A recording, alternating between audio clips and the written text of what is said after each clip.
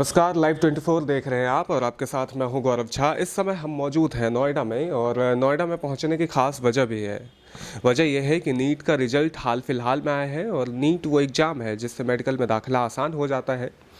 इसके जब नतीजे आए हैं तो इसमें नोएडा के सेक्टर 12 के निवासी शुभम बंसल उत्तर प्रदेश में टॉपर बने हैं। इसके अलावा देश में 16वीं स्थान है और 720 मार्क्स में 715 मार्क्स गेन करके ये आगे अपने आप को किस दिशा में कन्वर्ट करना चाहते हैं, क्या बनना चाहते हैं और कैसी रही इनकी तैयारी, इस विषय पर बात करने के लिए हम इनके पास पहुंचे हुए। सबसे पहले शुभम को शुभकामनाएं। शुभम, शुभकामनाएं।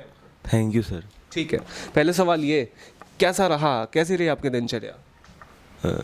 नीट से पहले? हाँ जी, नीट की प्रिपरेशन के दौरान कैसी रही आपकी दिनचर्या? तो नीट से पहले मतलब मैंने 2 साल तैयारी करी थी या 11th और 12th।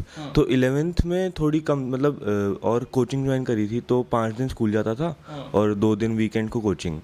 तो उसके बाद सुबह सुबह ये सब होता था और शाम को घर आके सेल्फ स्टडी। हाँ, तो ऐसा रहता था कि स्टार्टिंग में तो 3-3.5 घंटे होती थी, बट एंड तक आते आते 10-12 घंटे रोज़ पढ़ाई सेल्फ स्टडी हो गई थी। ठीक है, मतलब समय के साथ धीरे धीरे पढ़ने की तरफ आपका झुकाव जो है वो बढ़ता चला गया। हाँ हाँ। अब स्टार्टिंग में बच्चा 11th में आता है तो उसको इतनी मेहनत करने की आदत नहीं होती, बट धीरे धीरे पढ़ते पढ़ते सबको आदत लग जाती है, तो सबका टाइम इंक्रीज हो जाता है। ठीक है, चूँकि आपके पेरेंट्स भी डॉक्टर हैं तो ऐसे में आपसे ये भी सवाल पूछा जा सकता है कि पेरेंट्स को देखते हुए आप इम्प्रेस थे कि आपको भी डॉक्टर ही बनना है? हाँ, मतलब एक इंस्पिरेशन तो मिलती है जब पापा डॉक्टर हैं और इतना देखता हूँ कि लोग इतना ठीक करते हैं, तो एक इंस्पिरेशन तो अंदर से मिलती है कि हमें भी कुछ समाज के लिए करना है।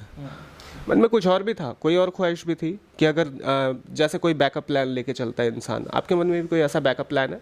नहीं, बैकअप प्लान कोई नहीं था। या तो नीट हो जाएगा या ड्रॉप ले लेंगे, उसके बाद करेंगे वापस ट्राई। अब जब आपके इतने अच्छे मार्क्स आए हैं तो एम्स में भी दाखिला मिलना मुश्किल नहीं है, बहुत आसान है। ठीक, तो आगे की पढ़ाई आप कहाँ से करने वाले हैं? एम्स दिल्ली से ही करने की अभी प्लान है और उसके बाद MBBS तो एम्स दिल्ली से ही, और फिर आगे PG और उसके ऊपर सुपर स्पेशलाइजेशन में देखते हैं क्या होता है। शुभम, बनना क्या चाहते हैं? अभी वो डिसाइडेड नहीं है, मतलब ये है कि सर्जिकल फील्ड में जाऊंगा, बट किस स्पेसिफिक में जाना है वो अभी डिसाइडेड नहीं है, वो एक्सपीरियंस के साथ आएगा, पता चलेगा कि किस फील्ड में इंटरेस्ट है।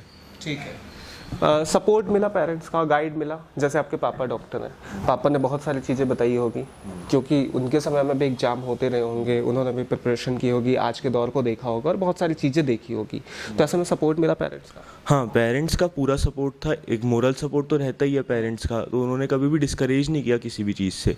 और एक गाइडेंस भी मिली है क्योंकि उन्होंने भी एग्ज़ाम दिया था, उनके टाइम PMT होता था।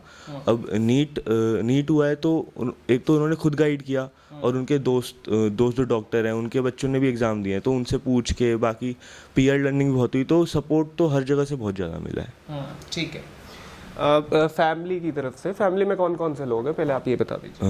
मम्मी है, पापा हैं और 2 बहनें हैं, एक बड़ी एक छोटी। ठीक है, तो फैमिली का स्टेटस क्या है? बहनें क्या कर रही हैं? बड़ी बहन अभी B.Tech कर रही है और छोटी बहन अभी क्लास 10th में है। ठीक है, तो वो B.Tech कर रही है, आप मेडिकल की तरफ रुझान अपना ले रहे हैं, छोटी बहन का भी रुझान कहीं ना कहीं कुछ आएगा, तो मतलब ये ऐसा था, पेरेंट्स ने तय किया था कि हाँ चलो बच्चे को डाइवर्ट करते हैं अलग अलग दिशा में, या फिर आपने खुद चुन लिया? नहीं, मैंने खुद चुन लिया। मतलब पहले मेरा भी प्लान थोड़ा इंजीनियरिंग की तरफ ही था, बट 10th में जब से कोविड आया, जब मैं 10th में था तब कोविड आया था, तो तब से मेरा हुआ कि चलो मेडिकल फील्ड में भी आना चाहिए। ठीक है, मेडिकल फील्ड में आने की खास वजह क्या हो सकती है? मतलब ख़ास वजह तो यही है कि लोगों की हेल्प तो करनी है, और लाइक जब मैं 10th में था तब पापा थोड़े बीमार भी हो गए थे कोविड की वजह से और एडमिट भी हो गए थे हॉस्पिटल में, तो उसी टाइम मतलब दिमाग में आया कि डॉक्टर बन जाना चाहिए। ठीक है, एक सवाल और, लोग प्रिपरेशन के लिए कोटा जाते हैं, पटना जाते हैं, बाकी और जगहों पर मूव करते हैं, आप नोएडा में रहे, कहाँ से कोचिंग की, क्या किया, कैसे किया मैनेज? तो आकाश इंस्टीट्यूट है नोएडा में सेक्टर 18 में, तो वहाँ से कोचिंग करी थी। और काफ़ी सारे लोग, अब सही कह रहे हो, कोटा भी जाते हैं, पटना भी, अब कई जगह जाते हैं, कई सारे हब्स हैं, कोचिंग हब्स हैं, बट मेरे घर के पास था एक तो, और एक मैं फैमिली के साथ रह पाया, तो उनका मोरल सपोर्ट पूरा मिला, इसलिए मैंने यहीं पे रह के तैयारी करने की का डिसीजन लिया। ठीक है, इन चीज़ों के अलावा किस में इंटरेस्ट है आपका? कौन सी ऐसी चीज़ है जिसमें शुभम का इंटरेस्ट हो और बाद में शुभम उसे आजमाना चाहते हो? तो मेरा इंटरेस्ट तो मतलब स्पोर्ट्स में है, लाइक बास्केटबॉल, क्रिकेट, फुटबॉल, इन सब में, और नॉवेल्स ही पढ़ता हूँ मैं। हाँ, मैंने सुना है आप बास्केटबॉल के प्लेयर हुए अच्छे खासे। हाँ, मतलब 11th में स्टेट लेवल पे खेला था। तो और अभी 12th में ही CBSE क्लस्टर्स में स्कूल को रिप्रेजेंट किया था बास्केटबॉल में। तो फिर आगे क्यों नहीं बैठे? आगे मतलब स्पोर्ट्स को मैं एज अ करियर नहीं देखता, एज अ हॉबी देखता हूँ। तो करियर तो मेडिकल ही है, और एज अ हॉबी तो स्पोर्ट्स हमेशा रहेंगे साथ में। ठीक है, नॉवेल्स कौन सी अच्छी लगती है? नॉवेल्स एक तो फिक्शन तो है ही, और मैं कभी कभी थोड़ी नॉन फिक्शन भी पढ़ता हूँ। तो ऑलमोस्ट सारी टाइप्स की। नॉन फिक्सर एक दो नाम बताइए। एक तो सेपियंस पढ़ी थी मैंने, और एक एटॉमिक हैबिट्स पढ़ी थी। बहुत सही। अपने बैचमेट जिन बच्चों का क्लियर नहीं हो पाया हो, या जिन बच्चों का क्लियर हो गया और कम मार्क्स हो, या जिनका मोरल सपोर्ट जो है वो डाउन हो गया हो, ठीक है, तो ऐसे बच्चों को क्या कहना चाहेंगे?